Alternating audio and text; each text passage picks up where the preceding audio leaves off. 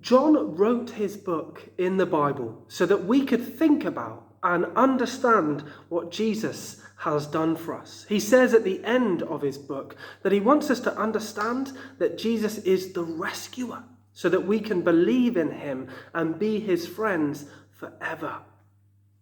So what does John tell us about what happened after Jesus died? Well, the first thing that he said in those verses that we just looked at is that Jesus' friend Mary went to Jesus' tomb where he'd been buried, and she found that the stone to the entrance had been rolled away. This was incredibly confusing because there were soldiers who had been guarding this tomb, and they would never have moved that stone. And it was their job to make sure that nobody else could move that stone either. So what happened to it? Well, Matthew tells us in his book, he fills us in where John doesn't tell us. Matthew does. He tells us in his book that an angel came down from heaven, scared the soldiers half to death, so that they ran away. And then the angel rolled that stone that closed up Jesus' tomb away.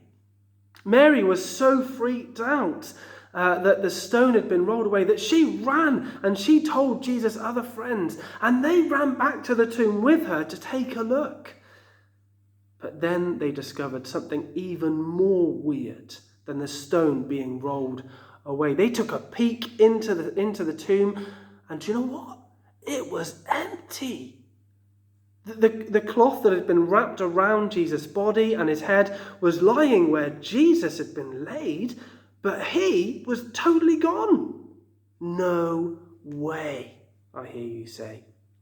Mary thought that somebody had taken Jesus' body away and put it somewhere else. But then John saw the empty tomb, and he believed. He believed that Jesus had come back to life again, just like he said that he would. That is incredibly good news. Well, let's read the next few verses in John chapter 20 to see what happened next.